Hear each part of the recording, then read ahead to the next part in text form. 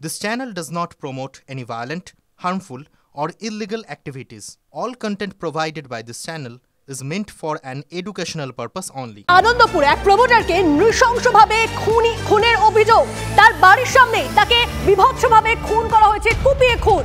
বাড়ির সামনে তাকে কুপিয়ে খুনের অভিযোগ। বাড়ির সামনে রক্তাক্ত অবস্থায় লুটিয়ে পড়েন সেই প্রমোটার আরিফ খান। ঘটনায় অভিযুক্ত 3 জন। তদন্তে নেমে চাঞ্চল্যকর দাবি আনন্দপুর থানার। মূল অভিযুক্ত আব্বাস ফোন করে ডাকে আরিফকে। বেশ কিছু বিষয়ে কথা হয় তাদের। ঘটনাস্থলে আরিফের জন্য অপেক্ষা করছিল 3 জন। দাবি তদন্তকারীদের। এলাকার সিসিটিভি ফুটেজ খতিয়ে দেখছে পুলিশ।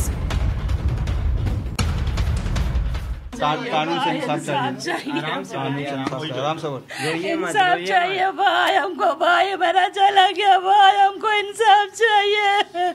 अरे भाई कोई नहीं उसका। मेरा माँ बहुत मुसीबत से बड़ा किस भाई, मेरा माँ खट खट के पाल पाल के पोसी हम लोग को 3 भाई बहन को भाई। चला मेरा घर में कोई नहीं भाई, हमको इंसाफ चाहिए भाई। আব্বাসের সঙ্গে ওটি কোনো গন্ডগোল ছিল? কোনো নেই, কি কিসের জন্য মেরেছে ও তো আব্বাসে বলতে পারবে। হ্যাঁ, আমার সালু আছে, দুটো ছোট ছোট বাচ্চা আছে, আমি বড় সালু আছি। উনি ব্যাগের কাজ করতেন, ঠিক আছে, একটু সোশ্যাল ওয়ার্ক করতেন। ভালো ছেলে এবং প্রমোটিংয়ের টুকটাক কাজ তো পাড়ার ছেলে করেই, ঠিক আছে, কিন্তু এটা প্রমোটিং নিয়ে কোনো ঝামেলা নেই।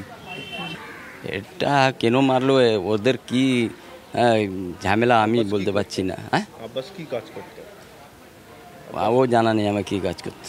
ও কি করতো? প্রমোটিং করতো। প্রমোটিং আগে করতো, এখনো হ্যাঁ কাজ পেলে করে, নাহলে হ্যাঁ তৃণমূল করতো। হ্যাঁ, পার্টি করে, পার্টির লোক ছিল, পার্টির কাজ করতো। আরিফ খান কি কাজ, কি কোন দল করতো? টিএমসি। হ্যাঁ। আনন্দপুর থানার কাছে প্রাথমিক তদন্তে উঠে আসে আব্বাসের নাম। এই হলো তার ঘর। ইতিমধ্যেই আব্বাসকে আমরা ডাকার চেষ্টা করছি, বেল বাজছে, কিন্তু দীর্ঘ সময় ধরে এই বেল বাজানো হলেও আব্বাসের যে ঘর থেকে কোনো রকম কেউ বেরোচ্ছে না।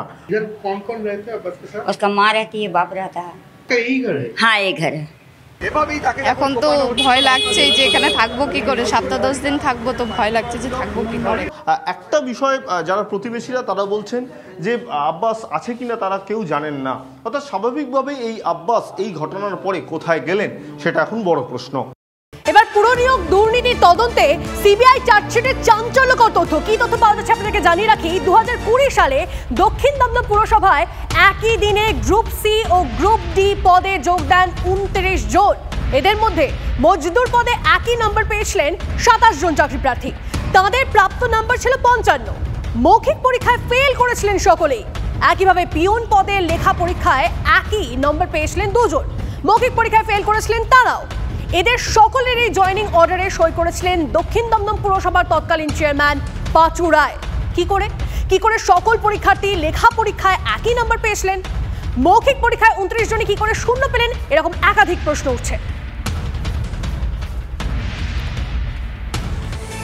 পুরনিয়োগের দুর্নীতি দায় ঝাড়লেন দক্ষিণ দমদম পুরসভার প্রাক্তন চেয়ারম্যান পাঁচু গোপাল রায়।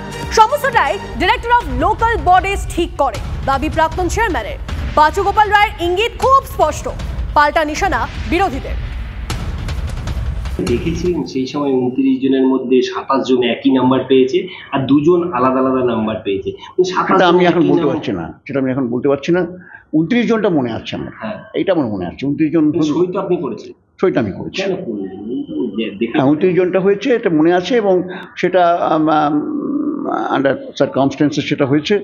সেটা দেখা যাবে, কোর্টে দেখা যাবে আর কি। সেটা আমার এগেন্সে চার্জ আর কি, জানি সেটা আমার এগেন্সে চার্জ। দেখা যাক সেটা কীভাবে কোর্টে হয় ফসলে।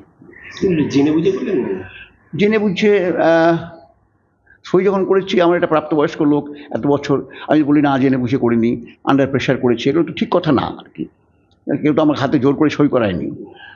মানে এই কথাগুলো বলার কোনো মানে হয় না। আন্ডার প্রেশার করেছি বা আর তড়িঘড়ি সব বলেছে করেছি, এইগুলো বলা কোনো মানে হয় না আর কি। No reason. আমি একটা প্রাপ্তবয়স্ক লোক, যথেষ্ট রাজনীতি করেছি, সব কিছু করেছি। তার প্রসন কনস, তার দায়িত্ব আমাকেই নিতে হবে, এটা ঘটনাটা। তো পাঁচুবাবু সরাসরি বলতে পারতেন যে মুখ্যমন্ত্রীর নিয়ন্ত্রণে হচ্ছে। পাঁচুবাবুর ইঙ্গিত খুব স্পষ্ট। পার্থবাবুর মতন পাঁচুবাবুও বুঝিয়ে দিয়েছেন ঠারে ঠারে ওই সরকার তো একটাই না, একটা পোস্ট বাদ বাকি ল্যাম্প পোস্ট সবাই আমরা জানি। তাহলে সেই সরকার মানে মুখ্যমন্ত্রীর নিয়ন্ত্রণে এই দুর্নীতি হয়েছে। পাঁচুবাবু পার্থবাবুরা বলেছেন। আমি আপনাদেরকে বলছি মুখ্যমন্ত্রীকে এই দিন দেখতে বেশি দেরি নেই, যেখানে ওনার বাড়ির লোক বলবে ওনার কারণেই পশ্চিমবঙ্গে সব দুর্নীতি হয়েছে, ওনার জন্য আমাদের বদনাম হয়েছে। এটা এমন দুর্নীতি যেটার দায় অবশ্যই মিউনিসিপ্যালিটিগুলোর এবং তার চেয়ারম্যানদের আছে, কিন্তু শুধু চেয়ারম্যানের ঘাড়ে দোষ চাপিয়ে কেউ পার পাবেন না। এই সব চেয়ারম্যানদের মাথায় মিউনিসিপ্যাল ডিপার্টমেন্ট, তার আধিকারিকরা এবং তার মন্ত্রী, তারা কি দায় গ্রহণ করছেন? তাদের মাথায় মুখ্যমন্ত্রী, তিনি কি দায় গ্রহণ করছেন?